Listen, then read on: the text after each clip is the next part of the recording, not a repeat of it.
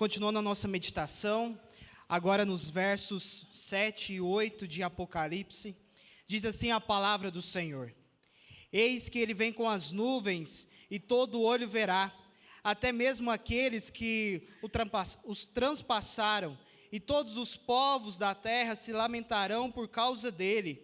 Assim será. Amém. Eu sou o Alfa e o Ômega, diz o Senhor Deus, o que é, o que era e o que há de vir, o Todo-Poderoso. Falamos agora há pouco de esperança. Esperança de vitória em meio ao mundo caído, esperança em meio ao mundo cheio de pecado, em meio ao mundo de violência e cheio de perseguição. Até aqui o primeiro capítulo de Apocalipse nos dá um lampejo de uma esperança baseada no ser de Deus. Ele é o Espírito perfeito, o ser eterno, o Cristo que deu a vida por nós e nos amou. O seu ser é uma fonte de esperança sem fim. Sabemos que teremos a vitória porque Deus é um Deus vitorioso. Mas agora, uma nova cortina é aberta. Uma nova janela de esperança se abre para o futuro. O fim será mais glorioso do que podemos imaginar. O final é uma união do nosso Salvador. E o texto diz: eis que ele vem com as nuvens. O final não é um Cristo distante que derrota os seus inimigos e nos permite viver na terra tranquilamente. O final é um Cristo que vem para vencer conosco os inimigos e habitar conosco para todos sempre. É isso que significa a fala dos anjos em Atos capítulo 1, no verso 11, que diz assim a palavra do Senhor: Galileus, por que vocês estão olhando para o céu? Este mesmo Jesus, que dentre vocês foi elevado ao céu, voltará da mesma forma como viram o subir. É o descortinar final dessa vinda de Jesus. É a presença de Jesus entre nós. É uma ação dele direta. É a relação a nós para nos fazer eternamente felizes. O livro de Apocalipse termina revelando de vez o que significa essa vinda de Jesus.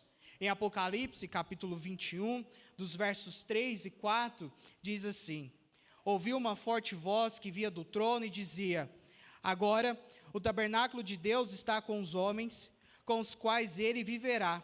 Eles serão os seus povos. O próprio Deus estará com eles e será o seu Deus. Ele enxugará dos seus olhos toda lágrima. Não haverá mais morte, nem tristeza, nem choro, nem dor, pois a antiga ordem já passou. Ouçam, igreja, a verdadeira esperança do mundo não está em uma mudança nos homens, em uma nova filosofia sendo implantada, nada disso. A verdadeira esperança está numa intervenção divina, com a vinda de Jesus, fazendo nova todas as coisas e colocando todo o mal para fora, culminando com a habitação eterna de Deus e seu povo, e toda lágrima sendo enxugada diretamente pelo nosso Deus. Quão glorioso será esse dia, o dia da volta de Cristo Jesus. Segundo o texto, ele vem sobre as nuvens. E todo o Apocalipse nos indica a majestade desse dia, porque ele vem como um guerreiro poderoso, como um Deus soberano e como um rei supremo. Mas também será glorioso porque será público e notório. Todos os povos verão, toda língua vai ser obrigada a confessar que Jesus Cristo é o Senhor. Todos aqueles que rejeitaram o Messias, zombaram de Jesus e da igreja, serão obrigados a reconhecer o verdadeiro Rei. Muita coisa vai ser exposta nesse dia, meus irmãos. De um lado, a majestade do Messias, como eu disse, mas também sua justiça e seu juízo. As tribos se lamentarão sobre ele. E é o que diz o texto. E alguns intérpretes também acham que esse texto significa que o mundo vai se arrepender de seus pecados ao reconhecer Jesus como Rei.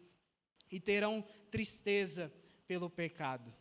O livro de Apocalipse não dá a entender que isso seja verdade, mas ao contrário. A tristeza e o lamento vêm pela justiça e o juízo.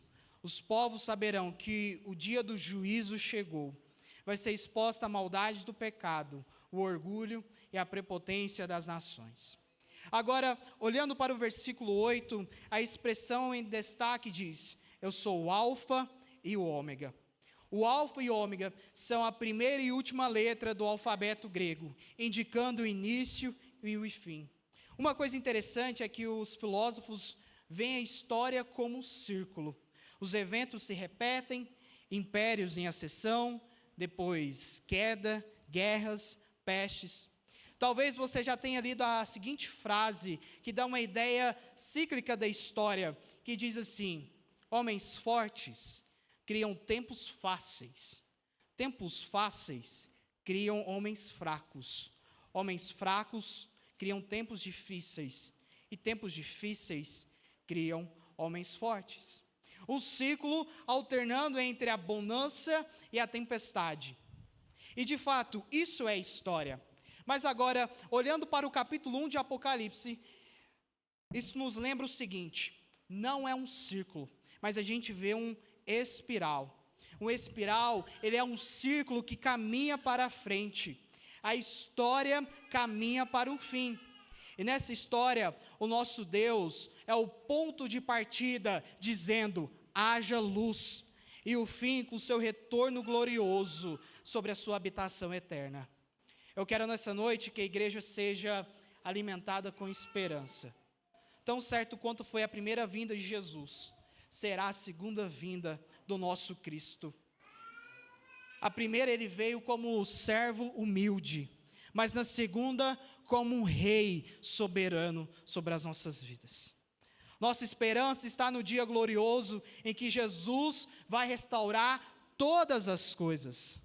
Não acreditamos que um homem possa mudar o mundo, embora a igreja, enquanto presente, se esforça para tal, mas cremos que será uma intervenção divina, poderosa, que vai colocar o fim a essa era e abrir uma nova era de Deus e seu povo. Amém? Vamos ouvir mais uma canção?